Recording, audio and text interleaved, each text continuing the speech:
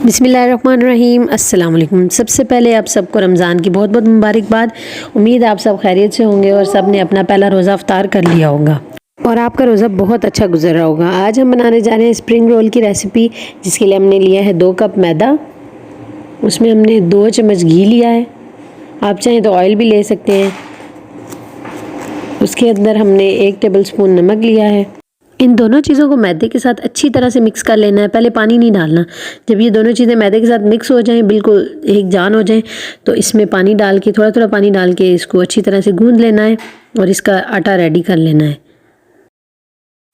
Half hour کے لیے آٹے کو رکھ دیں گے تاکہ اچھی طرح سے سافٹ ہو جائے۔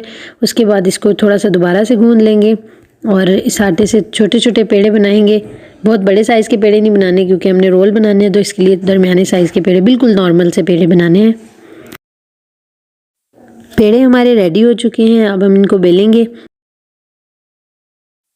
پہلے ہم 4 روٹیوں کو بیلیں گے اور ان کے اوپر آئل ڈال کے ان کو اچھی طرح سے گریس کر لیں گے۔ گریس کرنے کے بعد باری باری چاروں روٹیاں یعنی ایک دوسرے کے اوپر روٹی رکھنی ہے اور اس کو دوبارہ سے بیلنا ہے۔ آئل لگانے سے جب ان روٹیوں کو ہیٹ کریں گے تو یہ چپکیں گی نہیں، فوراً سے الگ ہو جائیں گی، اس لیے ہم نے ان کے درمیان آئل لگایا ہے۔ آئل لگانے کے بعد ہم اس کو دوبارہ سے بیل لیں گے، بہت زیادہ نہیں بیلیں گے، بس جتنے سائز کے ہمیں چاہیے اتنی ہی بیلیں گے۔ اور پھر کسی بھی ایسی جتنا سائز آپ کو چاہیے روٹی کا، اتنے سائز کی آپ پلیٹ یا کوئی بھی ایسی چیز لے کے اس کی کٹنگ کر لیں، تاکہ آپ کی جو سائڈ کا آٹا ہے وہ ویسٹ نہ ہو، اس کو آپ دوبارہ سے ان کی یوز کر سکتے ہیں۔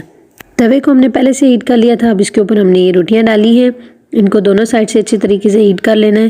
بہت زیادہ پکا نہیں دینی، بس یہ ہیٹ ہی کرنی ہے تاکہ یہ الگ ہو سکیں ایک دوسرے سے۔ ان کو اتار لینا ہے، اب ان کو ایک دوسرے سے الگ کرنا ہے۔ یہ بالکل باریک سی یہ پٹیاں بن جائیں گی، جیسے کہ آپ کو بازار سے بنی بنائی ملتی ہیں۔ آپ چاہیں تو ان کو دوسری شیپ میں بھی، اسکوائر شیپ میں بھی کاٹ سکتے ہیں، اگر اس طرح چاہیں تو اسی طرح یوز کر سکتے ہیں۔ اس کے بعد ہم نے ایک پین لیا ہے، اس کے اندر ہم نے آئل ڈالا ہے اور بوائل چکن ہم نے شریڈ کر کے رکھا ہوا تھا، اس کو اس میں سوتے کریں گے۔ اس کے بعد ہم اسے فرائی کریں گے اچھے طریقے سے۔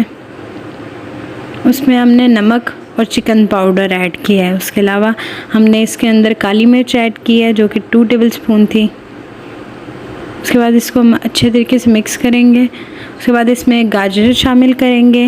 اس کے بعد اس کے اندر ہم نے بند گوبھی ایڈ کی ہے اور اس کے علاوہ ہم نے ہرا دھنیا ایڈ کر کے اس کو اچھے طریقے سے مکس کیا۔ اس کے بعد سویا ساس ایڈ کی ہے اس کے اندر۔ اس کے علاوہ ہم نے جو پٹیاں تیار کر کے رکھی ہوئی تھی، اس میں ہم نے جو مکسچر بنایا اس کو رکھیں گے اور اس کے سائڈ پہ ہم نے میدے اور اس کا پانی ڈال کے مکسچر سا بنا لیا تھا، پیسٹ سا، اس کو ہم چاروں سائڈوں پہ لگائیں گے اس کے سارے لائی میں۔ اس کے بعد اس کو ہم لوگ رول میں تبدیل کریں گے۔ اس کو ایسے فولڈ کر کر آپ اس کے سارے رول بنا لیں۔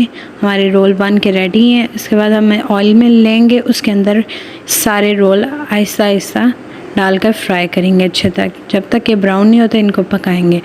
جناب ہمارے زبردست قسم کے رول تیار ہیں۔